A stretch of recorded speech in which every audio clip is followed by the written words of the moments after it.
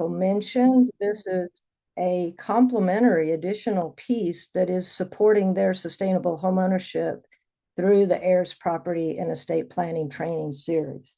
So again, as Michael mentioned, think about registering for that free on-demand four-part heirs property and estate planning training, and I'll go over more about it at the end. As well, I will talk about a TREC approved continuing education training. We'll get to the details on that one, titled Overcoming the Down Payment Hurdle. And it's, again, a free 90-minute lunch and learn that will give you details toward the end on how to get connected to. That class, like this one, is especially helpful because you all, as those trusted advisors, and you will know how to utilize the down payment grants that TSHAC offers, and again, the MCCs and all of their specialized programs. But now, for today, let's talk specifically about this estate planning tool called the Transfer on Death Deed. You may have heard it referred to as a TOD. And we're also going to talk about what happens under Texas law when there isn't an estate plan in place. There's something called the Uniform Partition of Heirs Property Act. And just as importantly, we're going to talk about how you fit into the larger team that includes the HUD-approved housing counselors and the available legal counsel support that has been developed here in Texas. This training, critical that this training is not about becoming an estate planning expert or a lawyer, and will not discuss or entertain any specific questions about legal scenarios that you've encountered, because that would be unethical. But this webinar is about how to support your clients, because we want you to recognize opportunities and then have informed conversations with your clients and know when and how to bring in the right partner to your client. So with this understanding, let's get started. So here's what we're aiming for by the end of this session. We have 7 concrete learning outcomes, and notice that none of them say become qualified to draft legal documents or give clients legal advice. Every outcome here, you'll notice, is about awareness, conversation, and referral, and the things that are genuinely within the realtor scope. The 7th outcome is a little bit of a new territory for today, and we're going to talk about it pointing to a piece of 2017 Texas law that's called the Uniform Partition of Heirs Property Act. You might hear it referred to as a UPHPA, which we will cover briefly in segment 1, and it's just for you for background knowledge and not something that you will ever need to explain to a client. But let's briefly review, and I want you to keep these 7 outcomes in the back of your mind as we go, because we will circle back to each one. So we want to be able to explain what the transfer on death deed is and why it matters. We want to help identify clients who would benefit from estate planning conversations. We're going to talk about how to initiate those conversations without getting into legal advice. We want to help you recognize when and how to refer clients to a housing counselor and their network, so they maintain a legal referral network. We want you to be able to support your clients with the DPAP program, and there's a caveat here. The good news is all of TSHAC's loans require homebuyer education, and that homebuyer education is provided by HUD certified housing counselors who will be talking about this concept as well. So they're your buddy in this. They're your partner in all of this. And then we also want you to understand how that role alongside the housing counselors works in the whole ecosystem. So we're going to talk about what is that real estate planning ecosystem. And as promised, this final one, the Uniform Partition of Heirs Property protects families who you may see signs that somebody's property is already affected by these issues. So walking into that, we want you to understand what are the options, what would families do in that situation, what's the direction, so to speak. So let's look at why estate planning belongs. So let's start with the challenge. So the challenge is that heirs property happens, and it happens when a homeowner dies, when someone passes away without a clear plan for their real estate. So in these cases, as you know, ownership gets fractured among multiple family members or persons, and often without any one person holding a clear title. And that means that the family may not be able to sell, refi, or even qualify for repair assistance because no single person can prove they own the whole property. That's where the TOD comes in. A transfer on death deed is a very simple revocable tool available in Texas that lets a homeowner name who inherits the property automatically at their death. No probate. And for our purposes today, the important connection is this. Your clients are buying homes today and often with DPAP requiring homebuyer education. That home is a major family asset, and the best time to plant the seed about protecting it is now at the point of purchase, not decades from now when it's harder to untangle. So also what's important to understand is that, I think I went backwards here, the TOD also, the term itself. So let's just define it in plain language because everything else here builds upon it. No probate. I think that's the critical point that your families will want to know. They will ask, they will say, well, I'm worried about the timing. But what we, as those advisors, can say to them is it takes effect automatically, no probate, nothing in the court is required. And so always be able to emphasize that signing a TOD changes nothing about today, about your ownership today. You can still sell the home. They can still refinance or revoke it entirely at any time for any reason at no cost. That's the very most important part. So the named beneficiary also has no rights to that property while the owner's alive.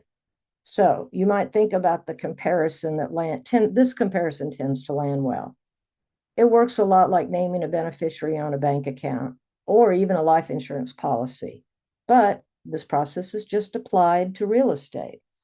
Again, this is background so you can recognize what the tool, what it is, and describe it in general terms. If a client asks, well, what's this thing my counselor mentioned about estate planning? You don't want to be walking them through how to complete or file one. That goes back to your housing counselor and that legal referral network. That's their job, which we'll get to that just shortly. But before we move on, and Michael already alluded to this, let's talk about why this conversation is worth having. So as a realtor, if you are bringing up estate planning, even briefly, that signals that you're thinking beyond the closing table about your client's long-term interests.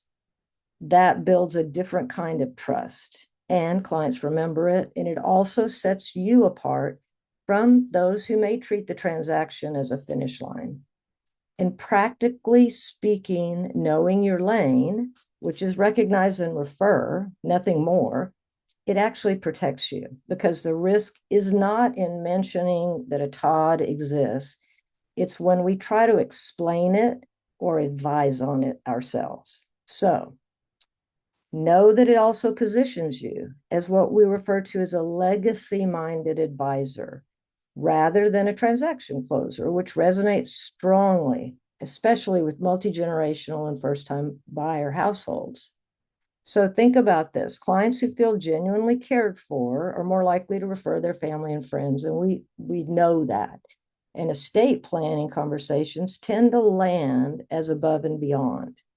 So it opens up a natural touch point for staying in the client's life post-closing, because you could have a light check-in that's something to the effect of, did you get that TOD conversation sorted out? Again, keeps you top of mind for their next move or referral. But finally, it signals a cultural competence around family wealth building, which matters a great deal to first-generation homebuyers. And back to that UPHPA. So very quickly, but important, this piece of background, TOD, is prevention. The following refers to what happens when no prevention is in place. So the Uniform Partition of Heirs Property Act passed back in 2017, and it governs what happens when a property is already jointly inherited by related co-owners and they do not agree on what to do with it. Before this law, any single co-owner could force what's called a partition by sale, and that's basically a courthouse steps auction of the whole property. And often, as we know, those courthouse steps auctions end up with often steep discounts over everyone's objections, over everyone else's objections. But what happens is the UPHPA slows that process down. It gives some protections. So first of all, the court has to get a fair market value appraisal before anything can happen. Then the co-owners get the first right to buy out the person who wants to sell at the appraised value.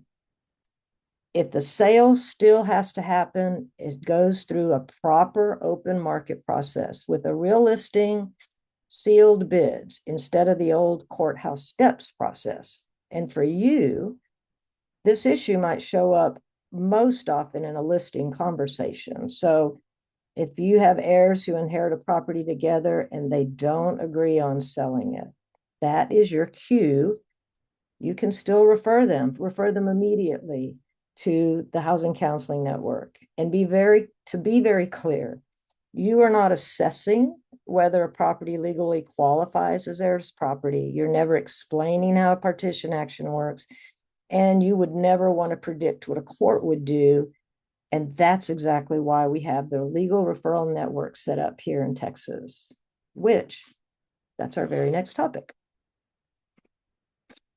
So, simple thing to think about our roles. Okay, so think of it as 3 lanes. Recognize and refer. That's you. So you are the one that can notice the opportunity during the transaction, and you can introduce the concept in plain language, pointing your clients to the Housing Counselor Referral Network. Then the housing counselors, they educate and refer. That's their job, and it includes the fact that they maintain working relationships with legal and legal aid organizations that make the referrals possible. Housing counselors also deliver the required HUD-approved homebuyer education that includes estate planning. So that is part of the content. So finally, advise and execute, that's the attorney's job, and it's the only lane where legal advice is actually given, because the attorney provides the actual legal language and prepares the files and documents. And only a licensed attorney should complete or advise on a TOD or a partition matter. And the most important thing to remember from this slide is your lane is noticing and connecting people. You are never expected to have to explain legal mechanics or draft anything. And notice the call out at the bottom. I want to spend a full slide on this next because it's the single most important boundary anywhere in this presentation. It's non-negotiable. No legal advice. So I'm going to slow down a second because this boundary is so critical. Realtors don't give legal advice. Housing counselors don't give legal advice, and neither of you is a substitute for an attorney. And that's true no matter how confident we feel about the answer or you feel about the answer. This is not just professional courtesy, it's a risk. In practicing law without a license, that's a genuine legal exposure for all of us, for realtors and housing counselors. And giving inaccurate legal information, imagine that it can actively harm a family who relies on it, especially in something as consequential as a partition dispute. So the right model is to refer your client and don't advise. So recognize and refer is meaning you recognize that need. You mention that the resource exists, and then you connect your client to the counselors and their networks. A good test for yourself in the moment, because it will come up, you can ask yourself, am I just describing that a resource exists, or am I telling them what the law means for their specific situation? The first is always fine. You can always describe the resource. The second gets into legal advice. And again, we're going to step away from that. Don't interpret, don't advise, never explain how a law applies to a situation, never draft, review, interpret any legal documents. And again, back to the court, don't ever try to predict how you think the court would rule. And we've left you with a phrase that you can lean on whenever you're not sure. You can always say, when asked something that's outside your lane, that's a great question for the legal referral network your housing counselor works with. Let's get you connected so you get an answer that's accurate for your situation. And I would venture to say that that line works in almost any situation where a client is going to ask you something legal. So moving along to segment 2. Now I want to talk a little bit about the timeline, the transaction timeline, as we referred to it, because timing matters. You don't have to bring up Todd's in every conversation, clearly, right? But we want to help you out because there are natural touch points. There's 4 of them across the transaction where it does fit well. So in pre-offer, in post-offer or after inspection, pre-closing, and post-closing. So think about pre-offer, you're spotting potential candidates. The post is the best time to raise the topic. They're totally, truly in the mix now. The pre-closing is good time as well, and to reinforce a referral to your house, to the housing counselor, because they need to be in their camp anyway at this point. And then after closing, support your clients with their next steps. So let's take a moment and we'll look at each one of these in detail. And we'll also look at what to actually say and what to watch for. So early stage, let's look at the pre-offer and post-offer. So in the pre-offer stage, you're not raising the subject of the Todd directly. You're just paying attention to the client's situation. Is this a DPA candidate? You know, homebuyer ed's required. Is there any family property history that might matter down the road? Just file all that away. Then post-offer, especially useful right after the inspection, which tends to be a sweet spot because their buyers are typically very emotionally engaged at this point, and they're thinking seriously about the home as a future asset. But the pressure of the negotiation has passed. So this is kind of a cool spot where you could bring it up. And you could just mention it. You could say, you know, as part of your homebuyer education, you will be learning about an estate planning tool that helps you protect this home for your family down the road. That's enough. You're not teaching the class, you're not planting this, you are only planting the seed. You're letting them know that information on estate planning is forthcoming in their homebuyer education and that it matters. So you're tipping them off to be thinking about this. The later stages, think about your pre-closing and post-closing. So in the pre-closing time, really a light reinforcement. You can say, have you had a chance to talk to your counselor about the estate planning piece? Nothing more elaborate than that. But post-closing is where you might get follow-up questions. And again, your job is the same as always. You listen and you redirect anything legal back to the counselor or an attorney. And don't skip the celebration. For many of our families, this is the first time anyone has helped them put a real plan in place for a major asset that is their legacy. And that is definitely worth acknowledging. But let's think about the situations that are worth a mental note. This is not an interrogation. You're not evaluating anyone's estate. You're just noticing patterns that make an estate planning conversation more relevant. A single buyer without a stated plan, maybe a first-time buyer whose family has owned property together for generations, anyone who brings up inheritance on their own, or anyone who mentions that they don't have a will or other documents. In every one of these cases, the response is the same. Gently mention that the required HBE, their homebuyer education, covers estate planning, and then let the housing counselor take it from there. So moving into segment 3, let's talk about scripts and conversation starters. So here's a sample opener that you can adapt. You can just put it in your own voice. As part of your homebuyer education, you're going to learn about a tool called a transfer on death deed. And it's a simple way to make sure this home goes to who you want it to without a lengthy court process. Notice what it does not do. It doesn't explain probate. It doesn't define the deed. It doesn't tell them whether they need one. It flags the topic, says that it's coming, and it frames it as protective and not alarming. So, a few guiding principles as you personalize this statement for yourselves. Keep it conversational. Again, I'm belaboring this point, but never explain the legal mechanics and for either the Todd or the UPHPA, and be sensitive to the fact that death and inheritance are not comfortable topics for every family or culture. I'm sure you've encountered this in your space.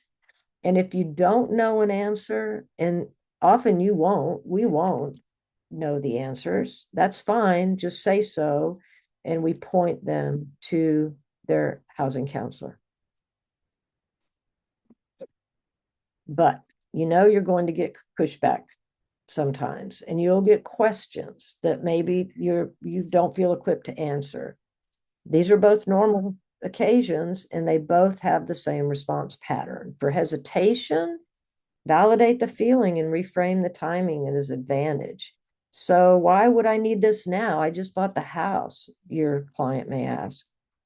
Your response is that's exactly why now is the best time. It's much easier to set up a plan at the start than to untangle things later. Yes, your housing counselor and legal assistants can walk you through it. If you get a specific legal question, again, don't guess.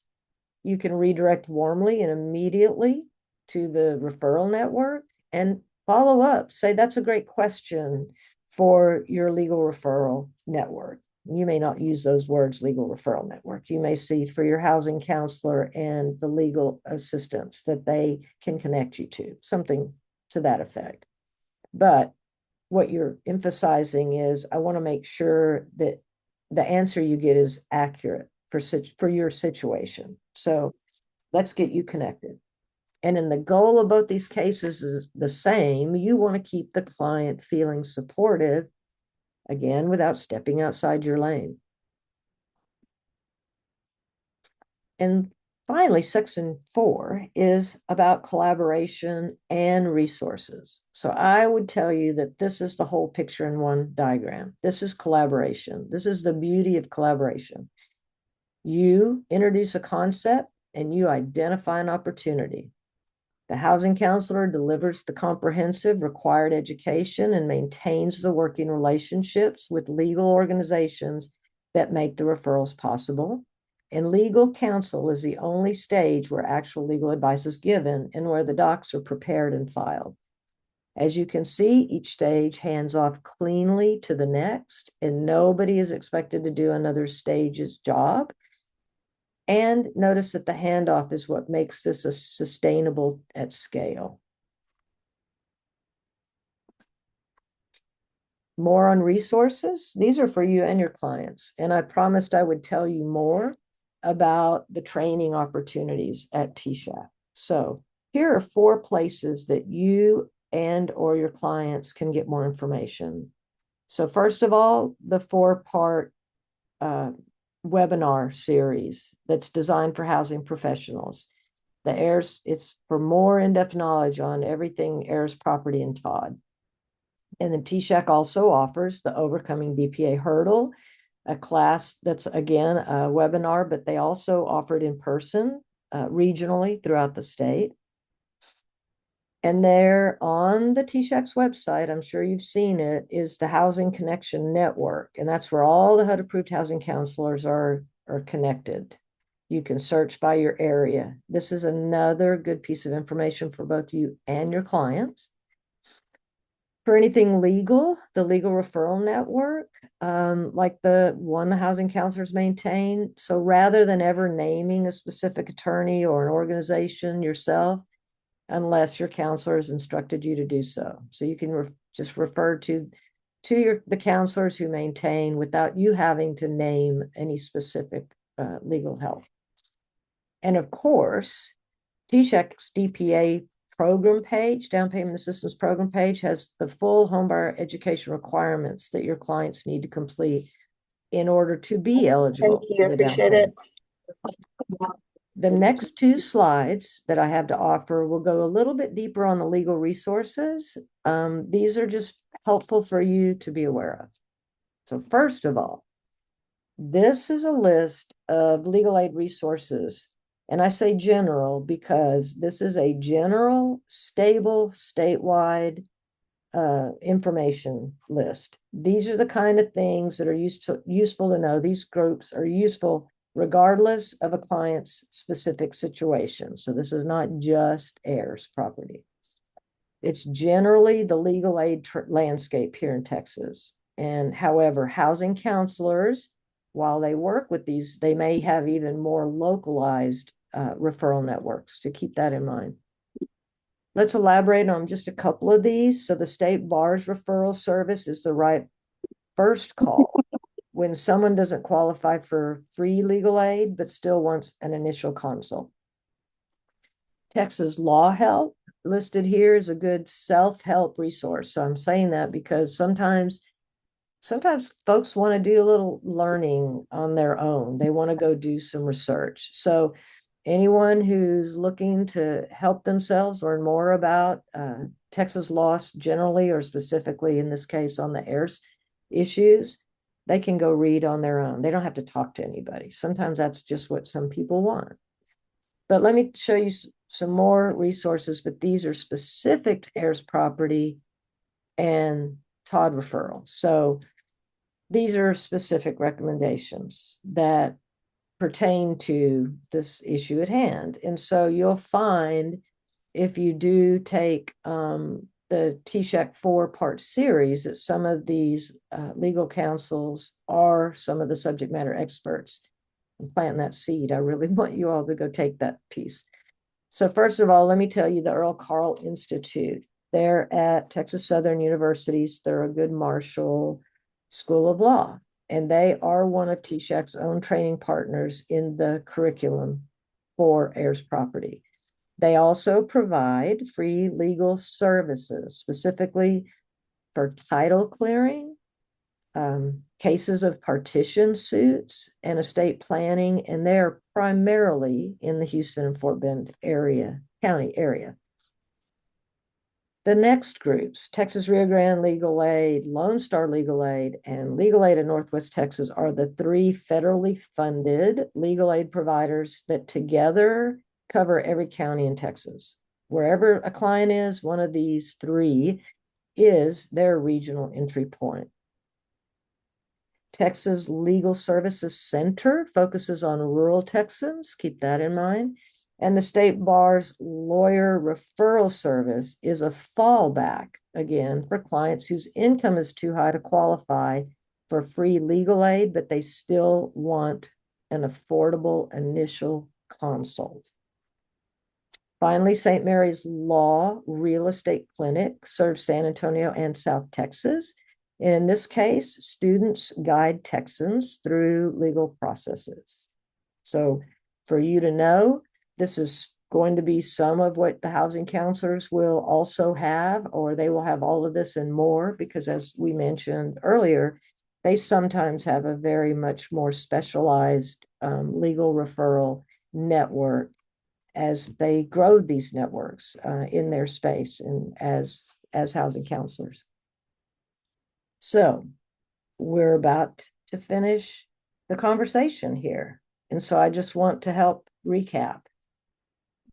3 steps. It's your role. It's all it is recognize, briefly converse, and then refer. If you just do these 3 things, you've done your job perfectly. The deeper education and the legal referral network and the legal work, all that belongs to your partners in your housing counseling and legal communities. So you're golden if you stay in this space. But I promised you about the other trainings that I would give you more information. So here's some detail on that 4-part series. So TSHAC and a team of subject matter experts got together and created this on-demand training that focuses on heirs, property, and estate planning, both issues and solutions. And so you'll see here on the slide, the module provides counselors and other community resource providers like yourselves with the tools they need to address the issue. So module 1, again, presented, that's an overview that was presented by the Earl Carl Institute. Module 2 is focused on understanding the TOD, and that was presented by the Mexican American Unity Council. Module 3 is specific to incorporating estate planning into homebuyer education programs, and that was presented by myself. And Module 4, finally, was presented by Lone Star Legal Aid, and it covers assisting clients who have existing title issues. These are all amazing pieces. As a participant, you'll get more detailed information on how to develop networks and to connect to heirs property clients with the appropriate services. And if you're interested in learning more, take advantage of this. It's a free on-demand training. The other training we promised more information on is actually a TREC approved in-person and virtual lunch and learn. So it's a 90-minute offering. I looked at the schedule. It's offered multiple times. It seems like every week. And again, they do have regional presenters that offer this training in person. So you will learn through this how you can reach more home buyers. And Michael mentioned some of this earlier. So the down payment and closing cost grants that are available, the affordable loans with competitive rates that are both for first-time and repeat buyers. Learning about, like Michael mentioned, how do you reduce federal income tax liability? Well, there's an MCC product that we should all know about. You can serve new markets. There's specialized programs for teachers, police officers, correctional officers, firefighters, EMS personnel, and veterans. And then also, this lunch and learn helps you to connect to TSHAC approved lenders, realtors, and the network. So it starts to create the collaboration to begin to put us all in the mix together. And did I say that you earn a CE? If I didn't, it's there on the screen. Another reason to attend. So that is the completion of my formal presentation. And we have some time if we would like, if there's any questions. However, just a general reminder that we can't address any specific scenarios because, like you, we don't provide legal counsel. I do want to thank you for joining. My name is Joanne DePenning, and I've enjoyed presenting on behalf of TSHAC. Joanne, thank you so much. We've got a few questions in the chat, and I'm going to moderate this Q&A real quick and go in what I think is the most logical order. Let's start with, can you briefly explain the difference between the Todd and Ladybird deed? Oh, yes, I sure can. I'm glad I have my notes. So Texas is one of a handful of states. I don't even know if there's 5 of us that have another type of transfer on death deed that's referred to as a ladybird deed. I can't tell you anything legal about it, but I can tell you that it allows for the transfer of a property. It has a little bit different components to it. Sometimes it's governed by law. So Lady Bird deed is governed by law, as is the Todd. The Lady Bird deed, it says here, I'm reading directly from Texas State Law Library, can't have alternate beneficiaries. So in the Todd, you can have some change, you can have some alternates. And basically, I think the way to frame the difference, the Todd is like, again, just like having a checking account where you put somebody's name on it as a beneficiary. And if you pass, there's no questions asked. That goes directly to that named beneficiary. Sometimes people have other concerns in their life that affect their ability to will their properties. So a Todd, as we said in the presentation, you can set it up and you can change it. And all the time that the property is, the owner's alive, they still have complete control. That's not the same with the Lady Bird deed.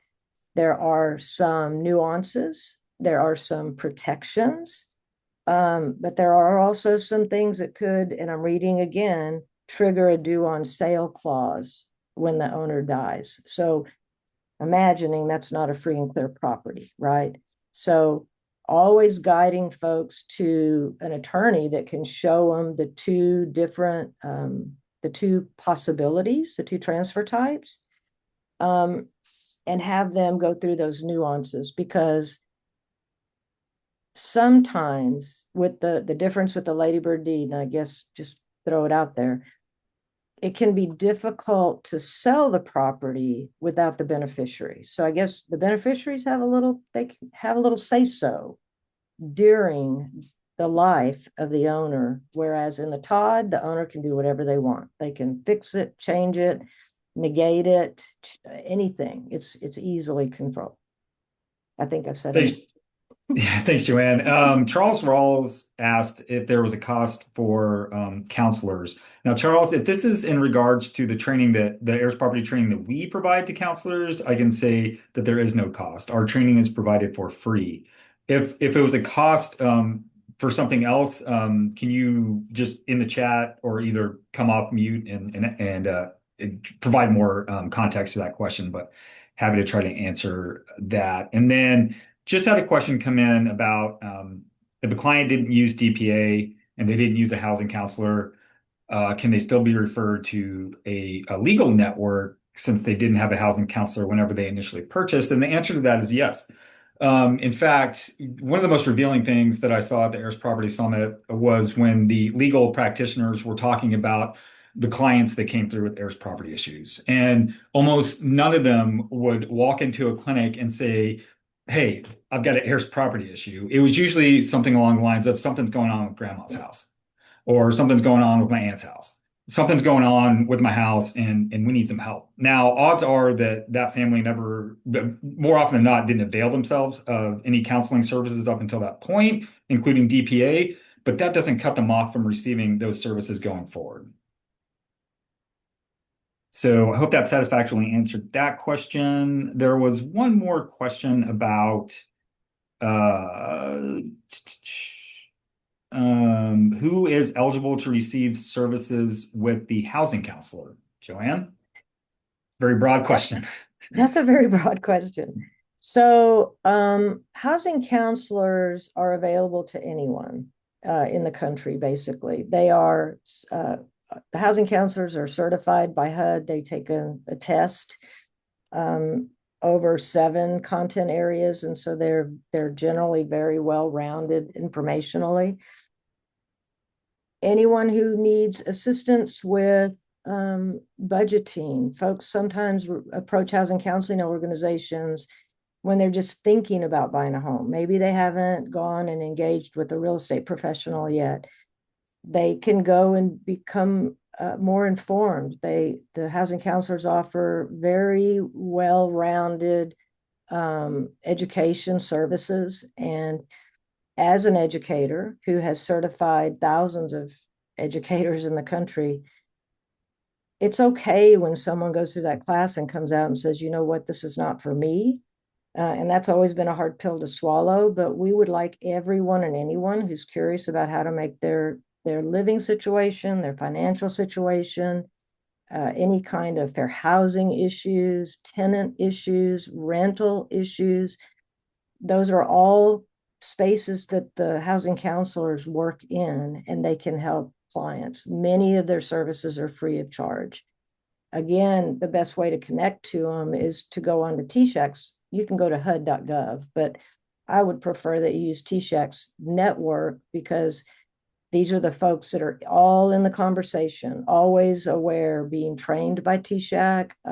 They're aware of the programs, and it's a passion. People who are housing counselors are very passionate about sustainability, about household stability. And so I would say housing counselor is a little bit of a misnomer. I would call them a home counselor, everything that has to do with being stable in a home with your finances. And speaking of what counselors can or cannot do, we have a question from Louisa. Can counselors assist with clearing titles from inherited properties? Well, no. That's typically, and I think it was mentioned in one of the 4 modules that's in the heirs property training, the last one. That's about that concept, but ultimately an attorney and title companies have to get engaged and involved in that process. As far as educating, absolutely. And I know as realtors, and I was once one, we got a lot of education about how things work. And so a person could approach a housing counselor just for that purpose, for getting the information about how does it work when I have a messy title? Who do I talk to? So the actual clearing of it, obviously not done by the housing counselor, but the guidance. And we like to always refer to the counselors as a third party, neutral, trusted advisor. They got nothing in it except information. And then one more question from Melinda. Does the Todd or any of the other legal documents need to be filed before a closing, or can they be executed at any time post-purchase? Okay, so it's my understanding that these documents, these actions, like all estate planning, like purchasing life insurance or whatever, these can happen at any point in time. Obviously, ownership is the key, right? You can't get a Todd on something that you don't own. But it can be done, like as was referenced in the presentation, the closer to the point in time where somebody secures that property and becomes an owner, doing it then is much better than waiting, obviously. And we talk about, like, so if you can't get it done right then, what are some ways that you could still approach your clients? You could approach your clients at times of the year. So maybe at the new year, you could connect with them and say, hey, did you ever get that Todd worked out? Because, we want to work on your legacy, and the first of the year is a great time to do that. Or the end of the year, do you want to wrap up this year by getting that Todd done? So there's ways to prompt folks, but there's not a deterrent to doing the Todd except not doing it, waiting too late. All right, those are all the questions we had. Fantastic. Do you mean we're giving people back 10 minutes? Well, we can stick Have around I? for a couple minutes if people have additional questions and they're too shy Sure. to ask right now. That's cool. Well, thank you very much for having me today, Michael and Katie and Anna. I appreciate the opportunity to speak to this audience. And please, audience, please do take up the opportunity with TSHAC for all the training that they offer. Thanks so much, Joanne. You're welcome.